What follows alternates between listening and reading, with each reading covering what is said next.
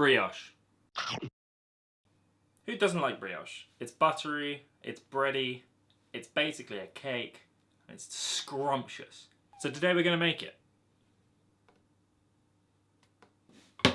Scales. Mixing bowl. And flour. I've got more flour here. When you're measuring your flour and any other ingredient in this recipe, you want to make sure that you zero the scales every time so that we're not accounting for the weight of your bowl. Because this bowl weighs 200 grams. So currently I'm measuring out 530 grams of strong white bread flour. Fucking, what is half a tablespoon? I'm putting half a tablespoon of dry active yeast in here, which is equivalent to about 5 grams. Actually, because I put a bit more flour in there, I'm going to put a bit more yeast. Next we need salt. I don't have an easy way of measuring this, but you're meant to use about half a tablespoon of salt. I'm going to keep doing this until it hits 5 grams. This recipe calls for honey. I'm not going to put that in yet. I'm mixing all the dries. So all the salt, flour and yeast is combined. I'm putting away my sugar. I'm getting 150 ml of water, warm water. I've got 170 milliliters of warm water. It's going to activate the yeast. We also want about 80 grams of honey.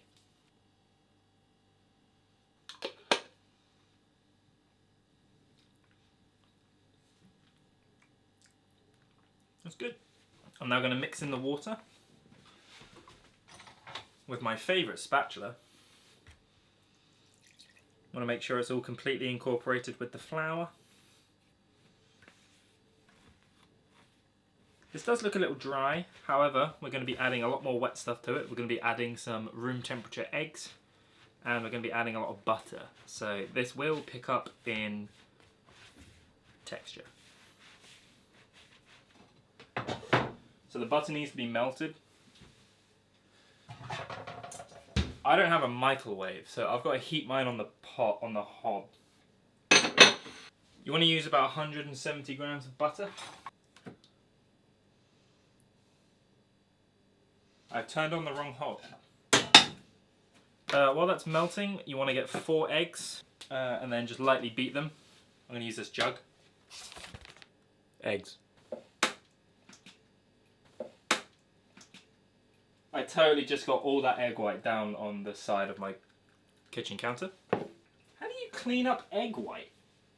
Scoop it up with your fucking hands and just bring it back.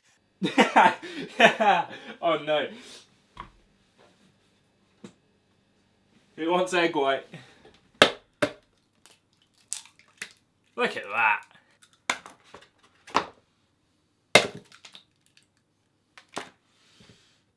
Now that I've got 4 eggs, I'm just going to lightly beat them.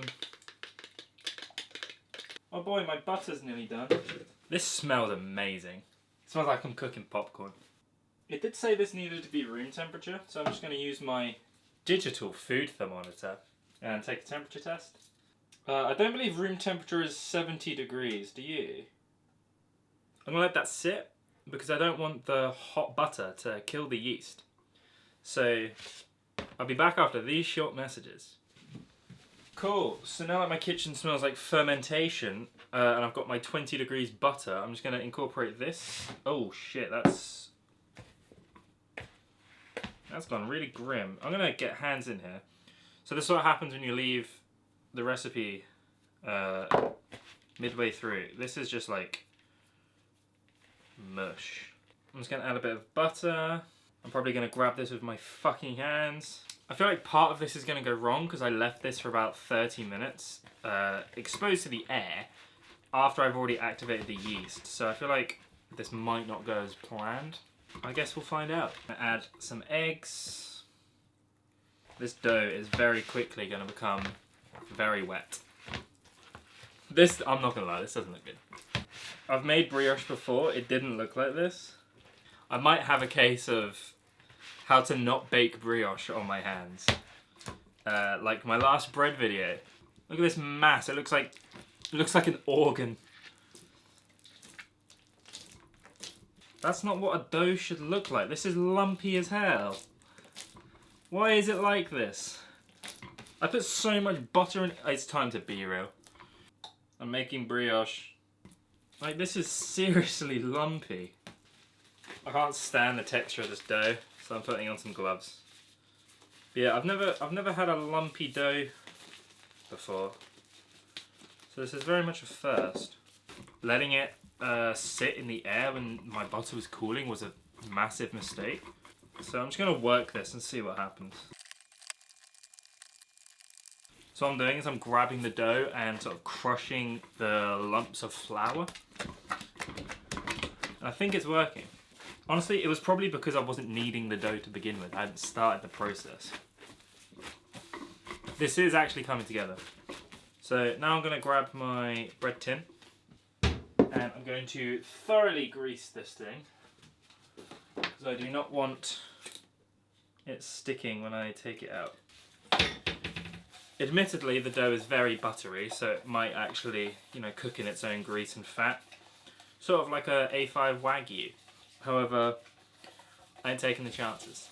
Do my best to get all the dough off my worktop, sort of shape it. It's still quite a bit lumpy. I am a bit concerned. I guess we'll find out what happens. So I've just got this greasy ball, and I'm just going to plonk it in here.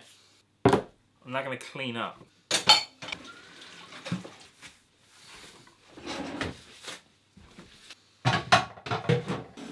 So now that I've cleaned up, I'm going to let this rest for about 3 hours, which is a long time, but I want it to double and I want to make sure that it's all going good.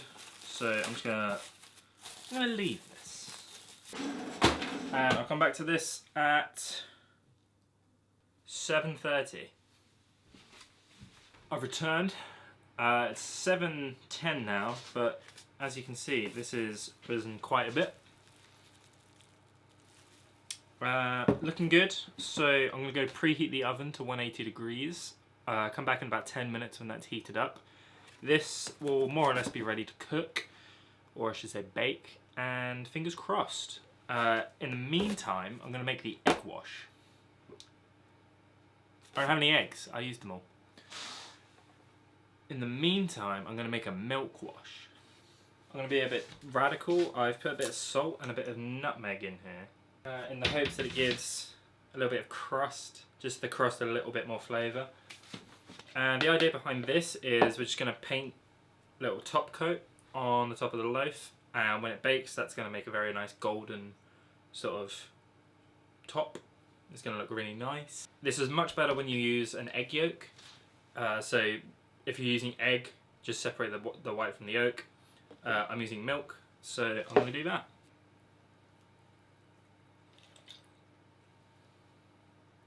I'm going to cover it again whilst the oven preheats. That'll also give it some more time to rise, and I'll cut back in a moment. It's very yeasty, and I'm going to stick this in for 35 minutes at 180°C. Cool.